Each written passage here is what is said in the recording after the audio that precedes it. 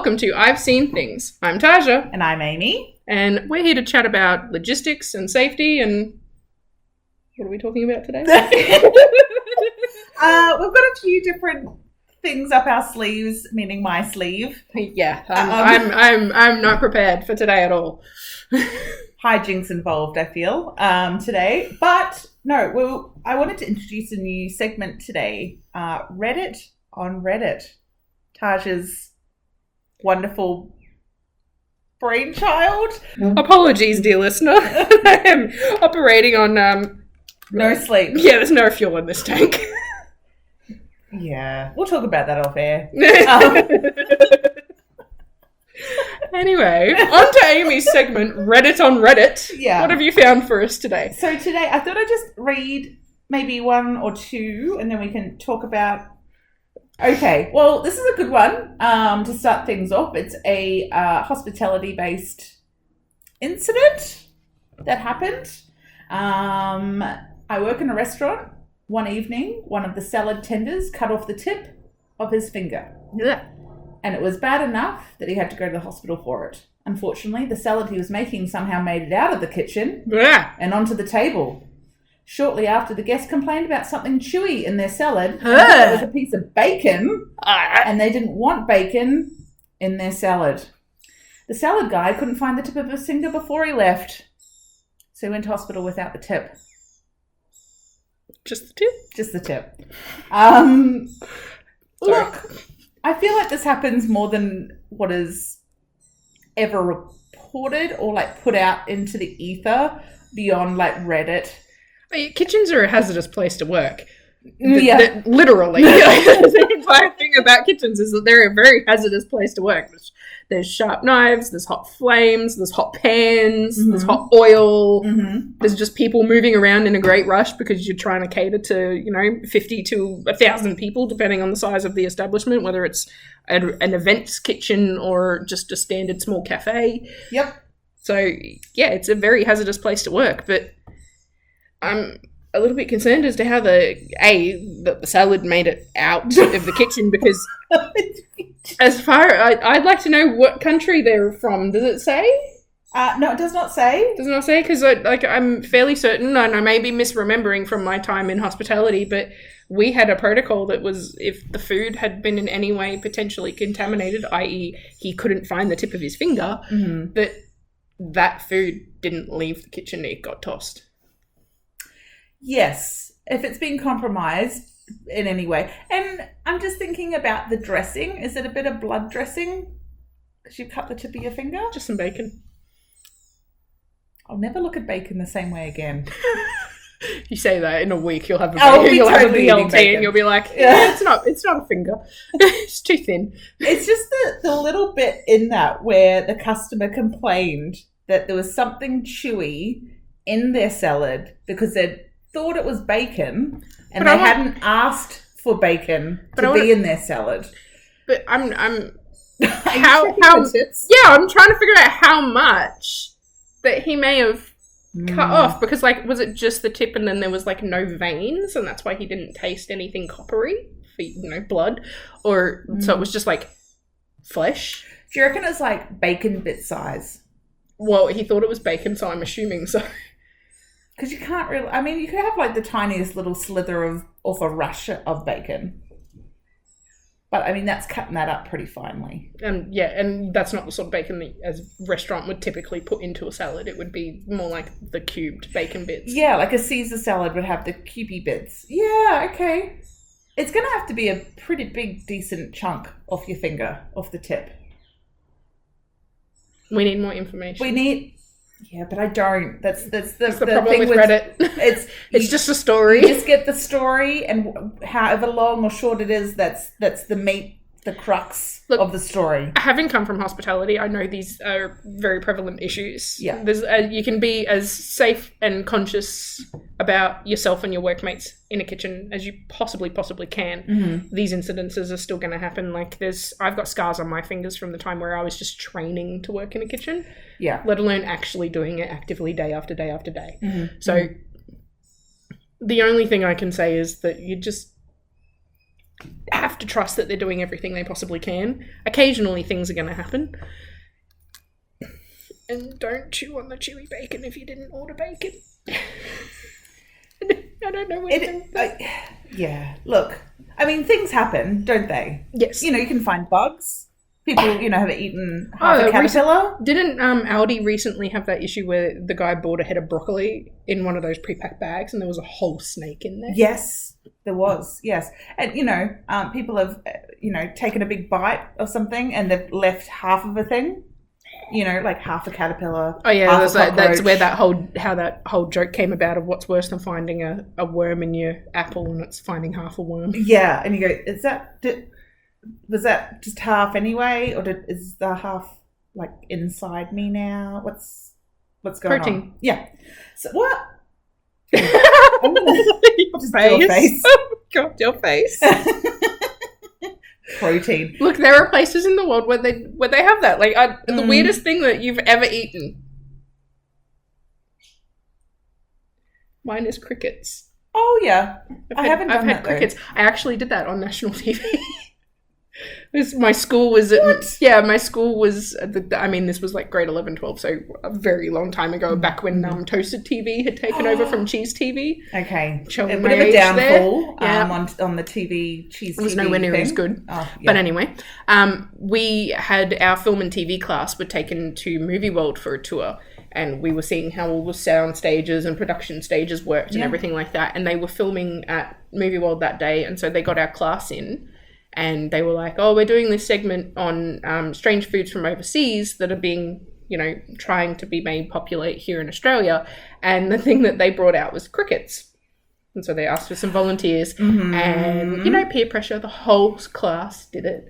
And we had a normal cricket and then we had a chocolate dipped cricket. I've never been able to look at Snickers the same way because it tasted exactly like a Snickers bar.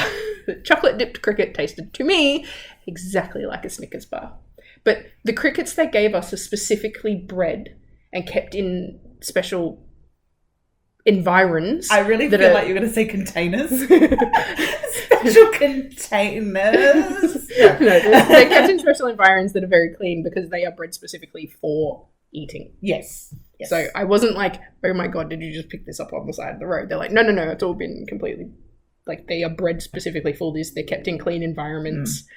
It's safe to eat. And I'm like, But they were like baked and crispy.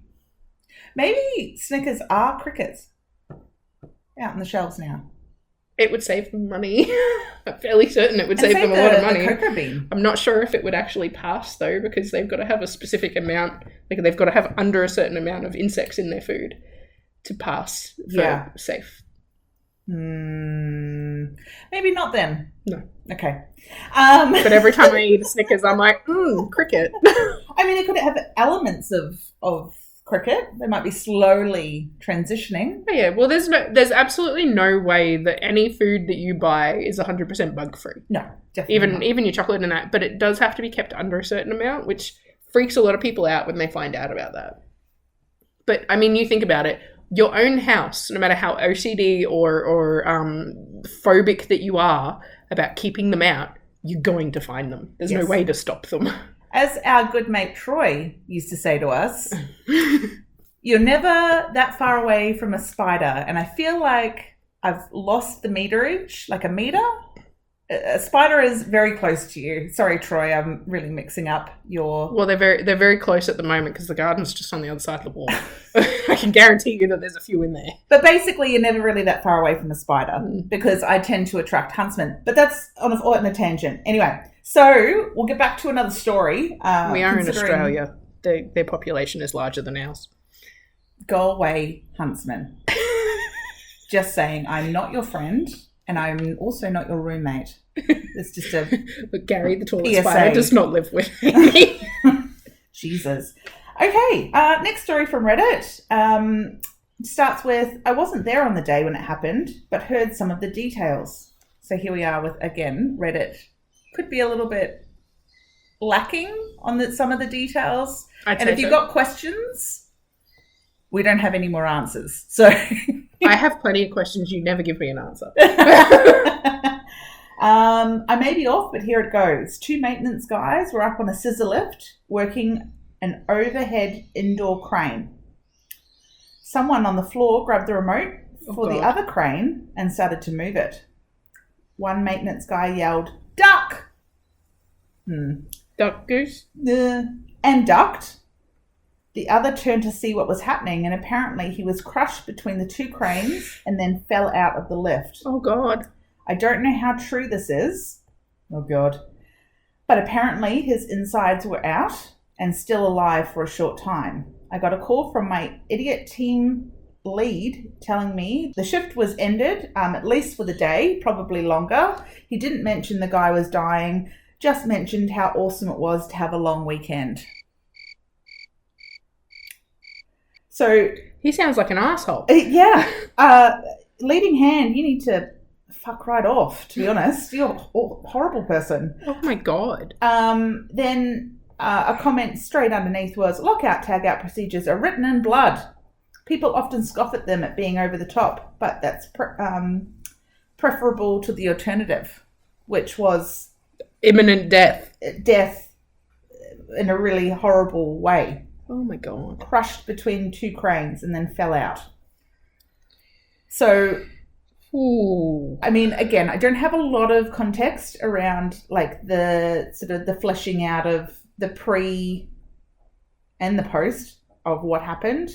Can you imagine being that guy though? Like, oh yeah, okay, long weekend, and then coming into work and being like, excuse me, it was for what? Yeah. Yeah. Like, I knew that dude. Yeah. I liked that dude. Yeah, that dude was pretty cool. Who the fuck touched the remote? What? But I mean, okay.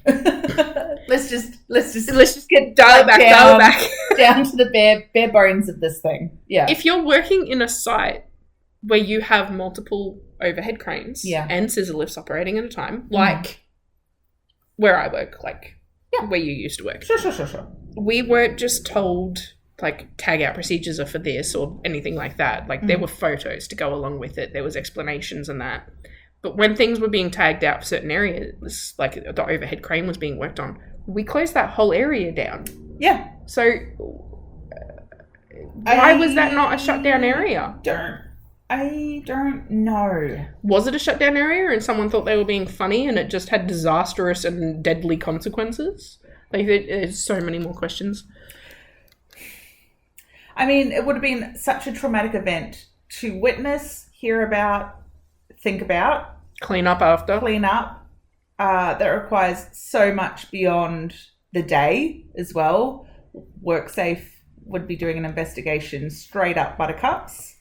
And just the ongoing effects of that to that site and those teams that were there on that day would not be something you'd easily forget. I think that would stick with you probably forever. Yep. And whether or not you were autopilot on the day, because some people can just kind of compartmentalize traumatic events and work through them, and then it might actually affect them a little bit down the track. Yep. So your stress can come out in really different ways.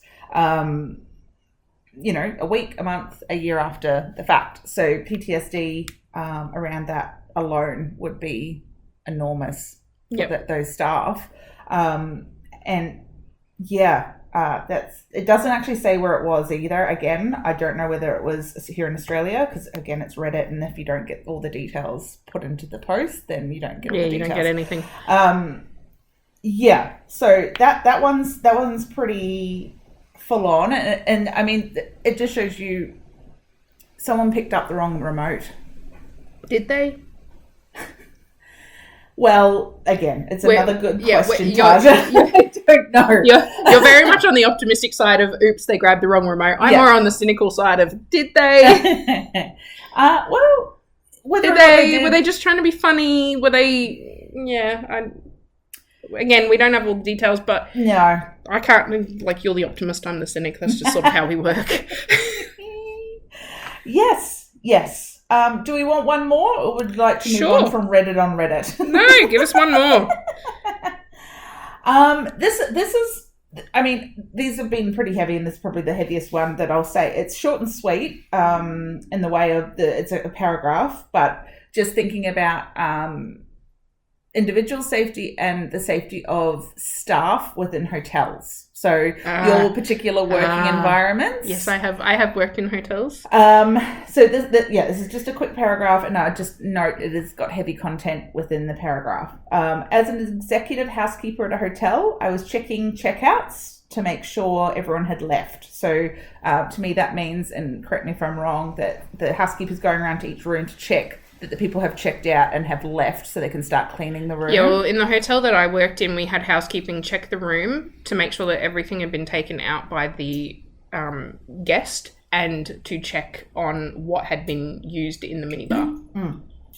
A lot of that doesn't, like a lot of the minibar stuff doesn't need to be checked so much anymore physically because they'll have little sensors in the minibar, but at the time we had to check that they had left, that they had taken all of their stuff with, and what had been taken out of the minibar. And because most of the time people are pretty good and they'll report it on their little, I used all of this in the minibar, and they'll hand it in at checkout and you charge them at checkout. Sometimes they try and pull one over you. Yeah. And you're like, you do know that we know you were in that room, right? Because we assigned you that room. We will find think that we wouldn't notice?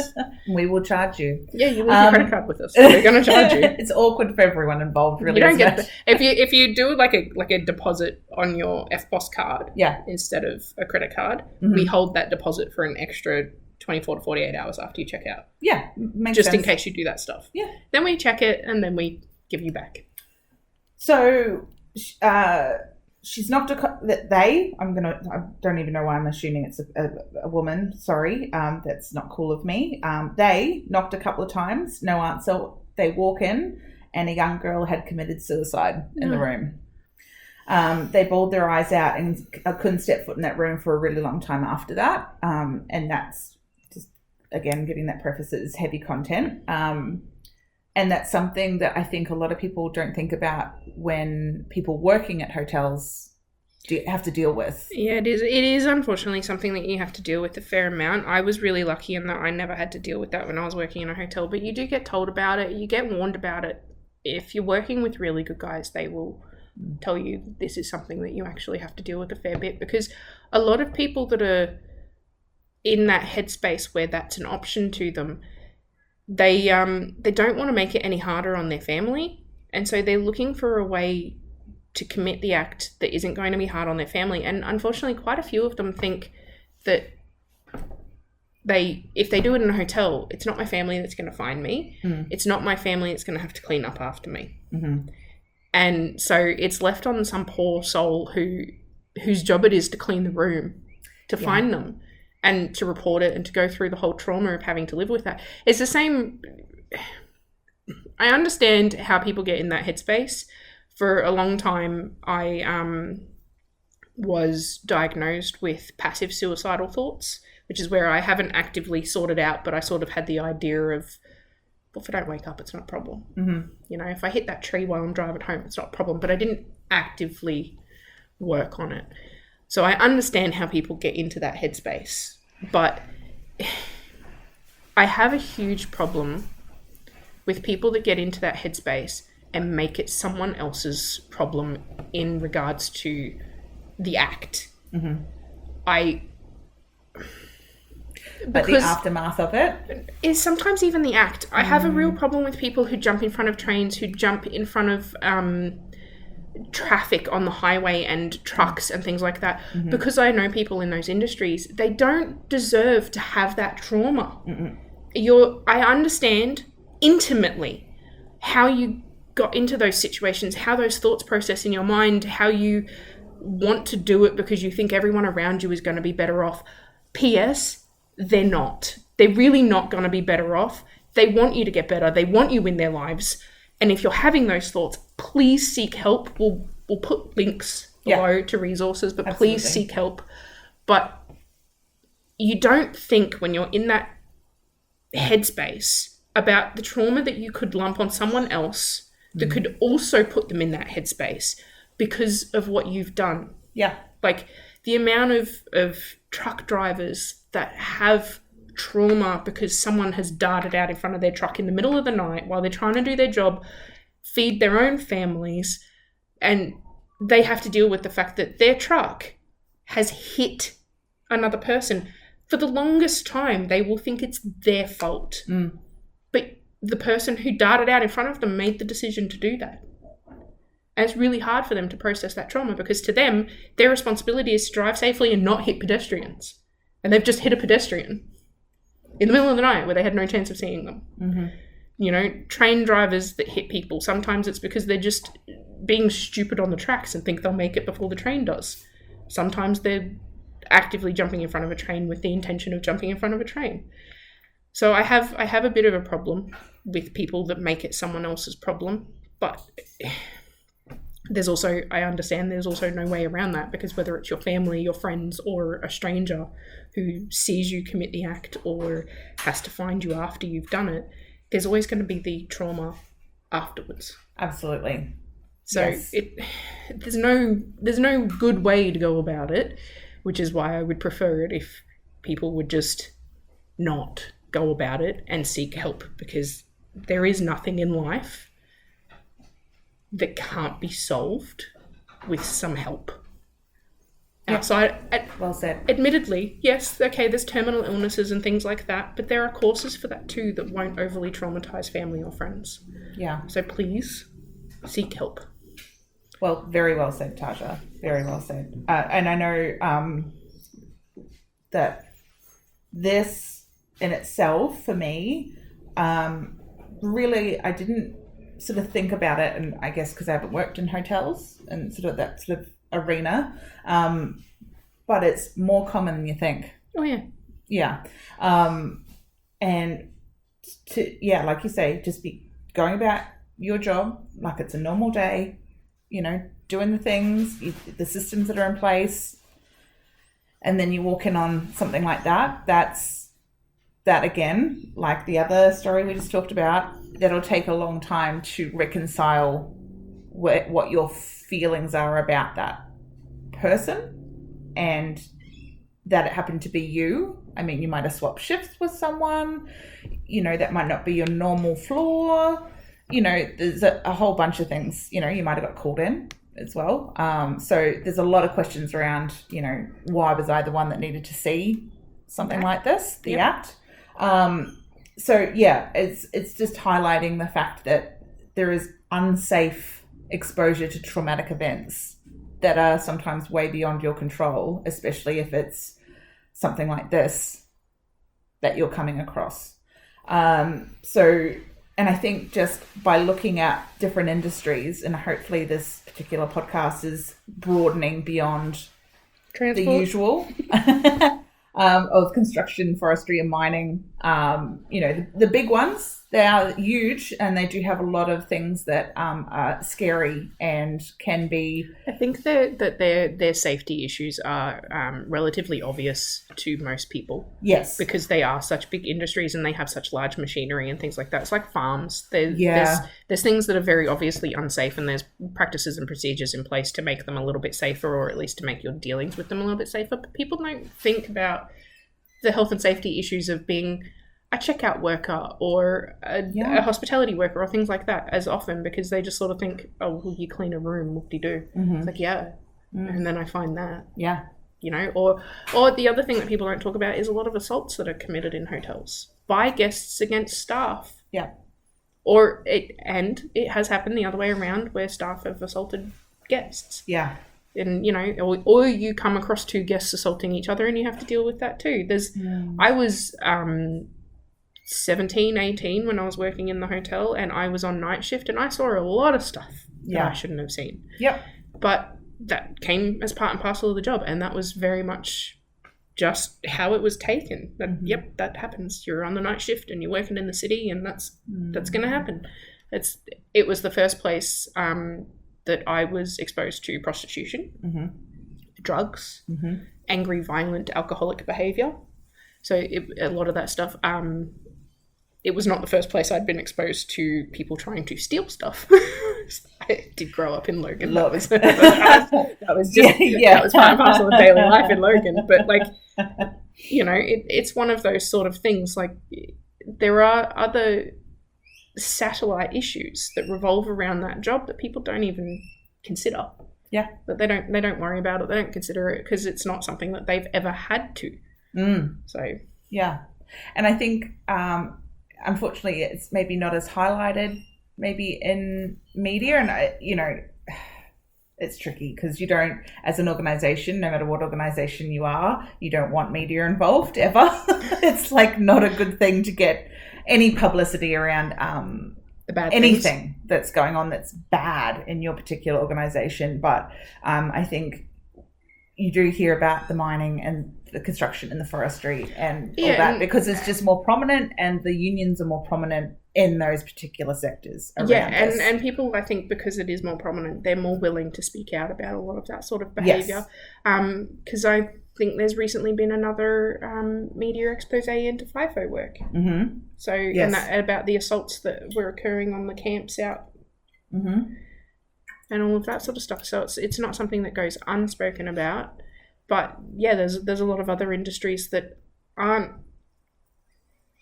as highlighted. No, definitely not. And I guess once you might know someone that just enters a particular sector that you go, oh, I actually know nothing about that. You know what it is, but you don't know the daily workings or the inner sanctum of some of the stuff that person might have to deal with in their role. I know some of the customer facing people, say, for instance, in government, like Medicare and Centrelink, places face a lot of customer aggression and violence. I think anyone in a customer facing role has that. I think there's certain areas where that aggression is just amplified for some reason. But I don't think I've met anyone who has done a customer facing service role where they have come across no aggression. Yeah, for sure. I think it's when it's a fine or something that you have to pay particular agencies back, and then you're threatening self-harm, Or not even self-harm. I remember when I was a teenager, I was working at, showing my age again, Blockbuster in Woodridge. Civic Video, just a Civic Video.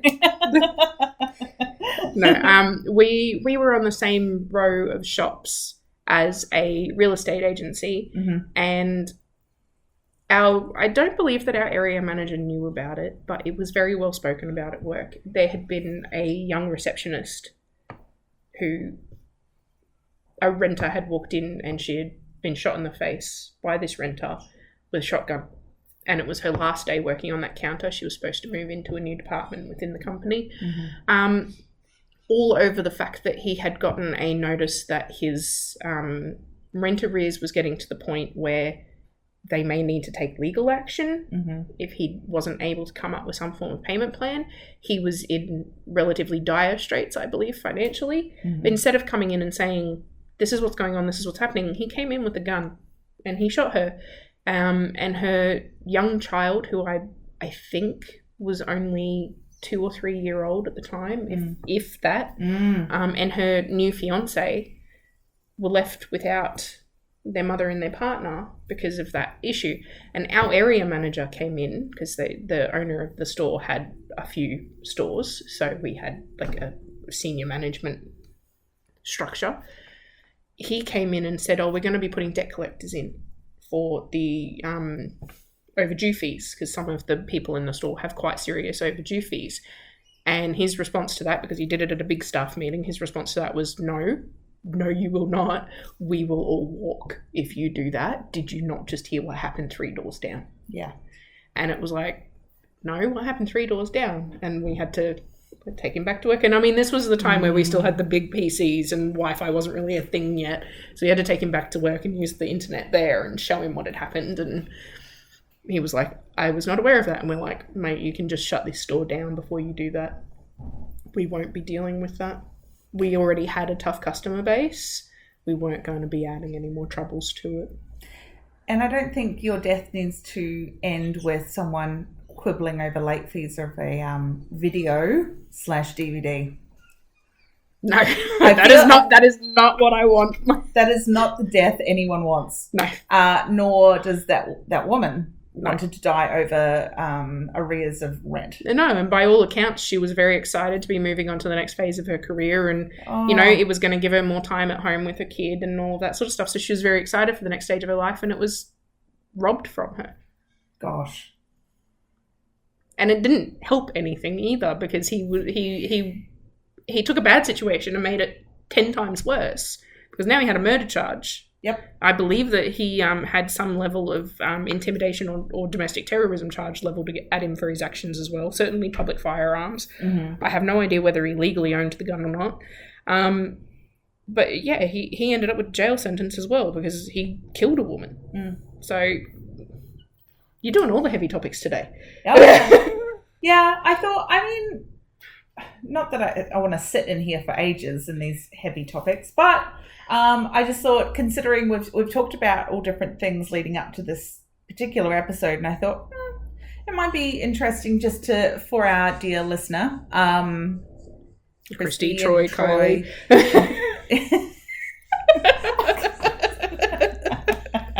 Oh, that's going to be an ongoing joke. We laugh, but we love you. Thank you for listening. Share it with all your friends. Be on the way home from work, or going to an event, or just while you're cleaning at home. Side note. Is that when you listen to us? Yeah, when you listen to I just realised I didn't really say context about that. It's just whatever, just naming things to name them. Someone's currently dusting their shelves thinking, Jesus Christ, these girls are talking some heavy shit today. Yeah. This is not the podcast I should be listening to right now. I wanted to also, this isn't as heavy, I guess. I don't know. It's moderately heavy. There you go. We're just getting all the heavy shit out of the way. The next episode will be much lighter, won't it? We'll try and find some funny stuff. Yes, we will. That is a promise. But I thought, no, we'll just change the tables, on the format for one episode. Doesn't have to be forever. Maybe. We'll see how it goes. Yeah. Tell us what you think. So on WorkSafe Queensland, particular news events and /alerts, they've just got a current investigation going on as a 12-year-old jumps from amusement ride when safety harness releases. Where was this? Is this? Doesn't say yet. I haven't scrolled. I can scroll. Queensland has quite a few theme parks, so I'm interested to know who's got the issues this time, because the last one was that still Dreamworld? Well, now I don't want to keep blaming them, but they had the big one that got them sued and killed people. Yes. So in May 2023, so quite recent, a 12-year-old sustained fractures to their foot when they jumped from the seat of an amusement ride. Early investigations found the child was harnessed into the amusement ride when, for reasons not yet known, the harness released. It appears a staff member immediately engaged the emergency stop, at which time the child jumped from her seat to the ground. So an important just a caveat is these findings are not yet confirmed and investigations are continuing into the exact cause of what happened. Yeah, that one sounds more like a safety malfunction or some form of ride malfunction. But also, I have to say that was, from the sounds of it, just from that initial release, it sounds like it was handled a lot better than the big humdrum that we had around the Dreamworld stuff. Because at least the operator knew to actually engage the emergency stop switch. That was my next point. Yes, they knew where it was, what it was, and what it did. Yeah, and when to use it. Yes. E-stop every time, people. It is weird that, just thinking about your own long theme park time history with theme parks, there was never a time that that happened to me. Thank Christ for that. There was times where it's going a little bit off track, but look, it is what it is. You should know us by now. We tangent. So certain rides, you need to sometimes talk to guests about either their chests, so meaning broad chests on men, or large boobs or breasts on women, or larger in stature people, about different harnesses and how they need to actually click in, whether they come like over your shoulders or they're just ones that you snap into your lap, or they come around and click. Just sort of depends on what harness it is. But I was one of those people that had to have these conversations at 18 and 19 with people out the front. So I'd block the line off. I'd get the people in, and I'd have to talk to them about they may not fit on the ride, depending on the harness and where it's sat on their chest, on their breasts, on their stomach potentially, or on their lap. Hella hard conversations to have with perfect strangers. I'll just say that real quick. Yeah, I can imagine. And especially when you're 18 and 19, you don't really have quite the confidence built up yet to have that sort of confrontation, because I can imagine some of those could get quite angry. Yeah. There was verbal abuse. Yeah. There was sometimes threats of violence. Yeah. You know, and there'd always be that thing of, we'll just take them around the side and we'll test it, so they don't have to wait in that 50-minute queue and then get you can't ride. It still that wasn't like the positive out of the whole thing of being told you may not be able to ride due to you being too large in stature, or, you know, your boobs are too big. It's all about it's almost body shaming someone into the fact they can't ride a ride. But it's the safety side. So how do you have those conversations around that beyond just, say, a video on repeat that people may or may not listen to? Because they're too excited they won't listen to it. To jump on the ride. And I mean, they've got giant signs out the front saying don't ride if you've got neck issues, back issues, pregnancy. Oh yeah. Any pre-existing conditions, heart conditions. Yep. That's a big one. Epilepsy as well. Yep. I can imagine that on the Scooby-Doo ride at Movie World with all the lasers. Because you go into that warehouse section and there's like that fog machine, and then there's all the lasers flashing around, and oh my God, can you imagine if you were seizure prone? Oh man. With all of those lights all the time, and then there's like the heavy music that comes over, so it is very disorientating for a person who hasn't got any issues with those things, but to have some issues with those things, it would just be traumatic. Oh yeah, and it's not like it's a quick flash. Oh no, it is ongoing. So I have to admit, like, I use that ride as an example because I love that ride. So I absolutely, when that ride first came out, I think my brother and his mate had taken me and my mate, because there's quite an age gap.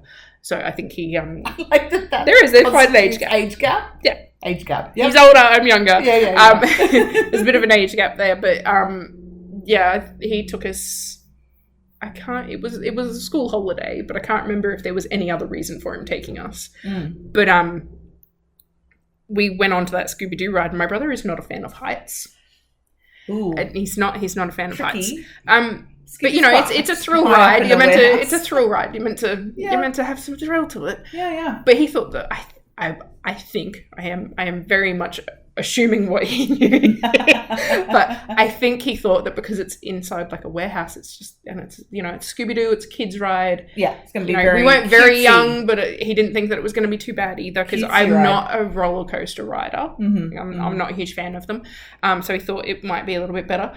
Lo and behold, he was the one who had the problems with it, because we get into this cart and we're going through the indoor stuff, and then it puts us into this elevator. And you go up, and he's like, oh, okay, now we're in an elevator. And then the doors behind him, he was sitting at the back of the cart, and the doors behind him opened, and he was like, what? And then we got flung backwards at a great rate of knots, and he was not okay. And then when it stopped and turned and faced down into that warehouse, he was like, what is this? Losing his shit. So fun though. Oh, it was so fun. I think the whole cart spent more time laughing at my brother's reaction to the ride than we did actually enjoying the ride. It was just so funny. The ride. Yeah. Just focus on your brother. And now it's just like a core memory of my childhood is my brother's trauma of this ride.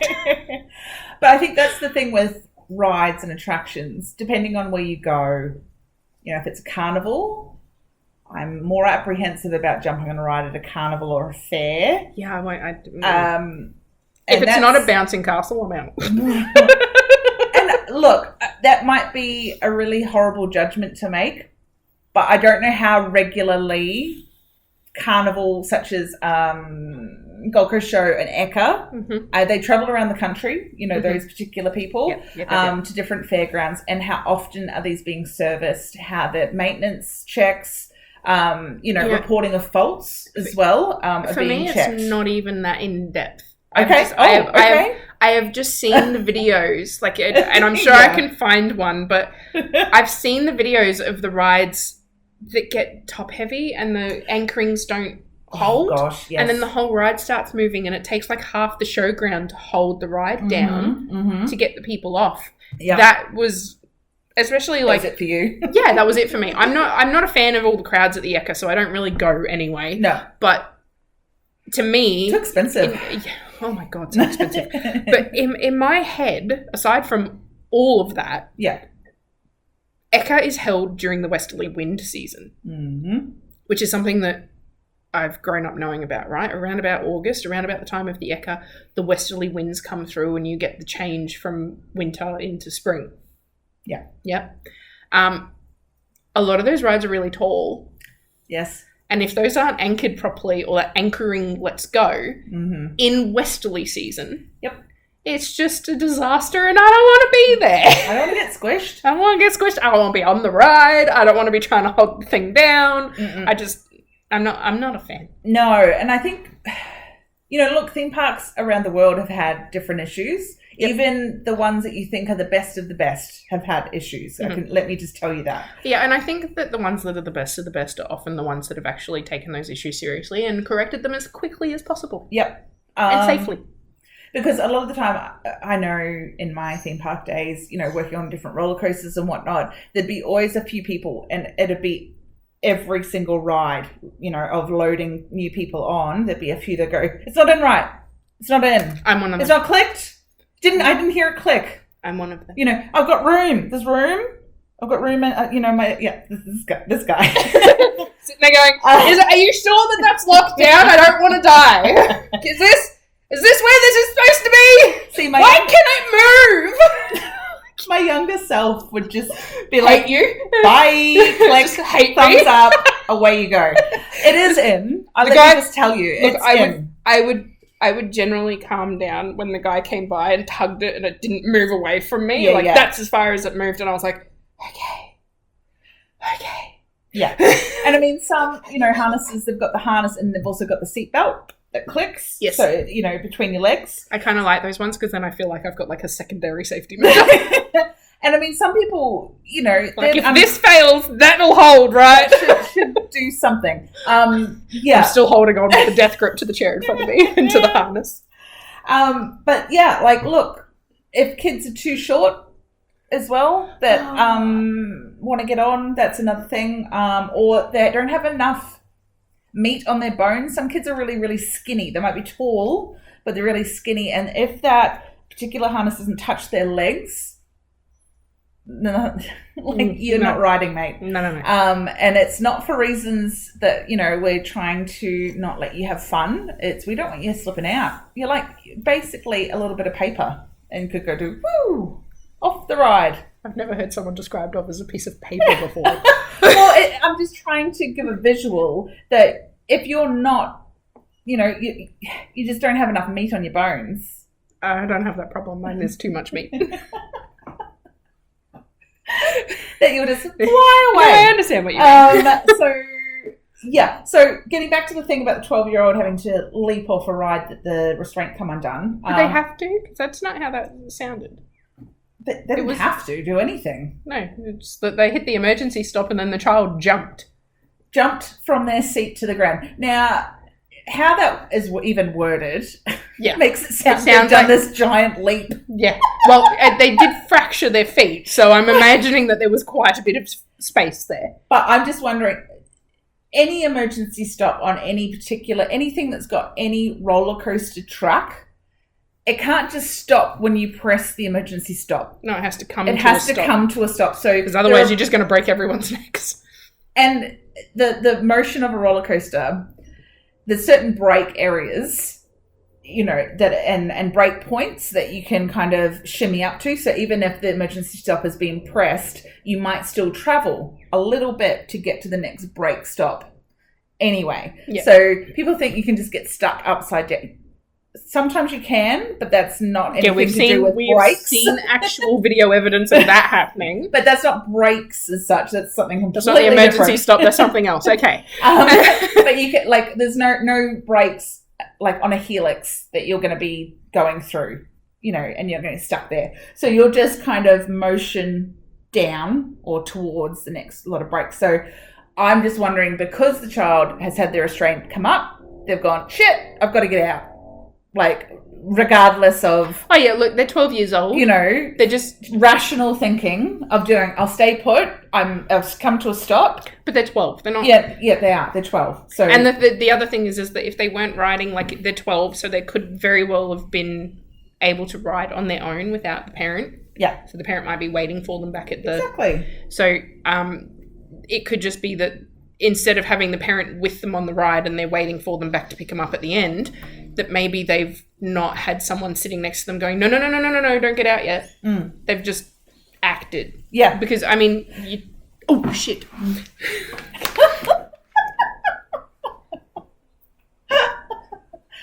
Folks, the camera is just turned off and, Taja noticed. I didn't even notice. We could have been... Sorry to everybody listening. Apologies if the camera angle has changed. Our battery died. She's very tired. 12-year-olds jumping off roller coasters should not happen. It should not happen, and it wouldn't be, I think, anyone's fault but just panic of the 12-year-old and needing to get out of that situation, because I can guarantee you... Well, aside from the fact that the harness went, but that could just be a maintenance issue. Absolutely, but I think unless they've come in to unload, to get, like, literally get off the ride anyway, like it's at the end, and they're just coming into... They would have wanted out. A attendant would not be in the vicinity for a couple of minutes. Yeah, and if they're riding solo as opposed to with their parents, then there's probably no adult sitting there going, don't do that. Yeah. Just wait. They will come to us. Yeah, exactly. So that's still currently being investigated to this date. There's no update. So we might come back to that when WorkSafe's given, their findings. Yeah, and come back to it because, it's sort of just... getting into the nitty-gritty of regulation around amusement rides and, how to manage health and safety at amusement parks and whatnot. So that won't give any added extra information to the actual particular topic at hand. So, that's our episode for today, everyone. Thank you for listening. Thanks for listening. I know, again, it was a couple of heavy topics from Reddit on Reddit, but I think it'd just be an interesting topic to get our talking juices flowing. Oh, that's a weird statement. What? I know. My brain had a little bit of a connection then, and a lot of words come out. Wow. We think that they're important topics that everyone should actually be talking about. Yes. That's better. That's a better... I'm not putting that in. Which one, me or yours? Because that was just, I don't know what that was. So that's not going in. So, anywho, we're just trying to highlight different industries and what different things they have to deal with in their daily work activities. Yes. That can be unsafe or downright traumatic events. So, yes, hopefully it was interesting and it opened up your world to thinking about others and their different workspaces. And stay safe, everyone. Catch you next week. We will talk to you next time. I said next week. There's no next week unless you're going to start helping me edit. We hope you all have a good day and we will talk to you next time. Bye. I really wanted you to say next week.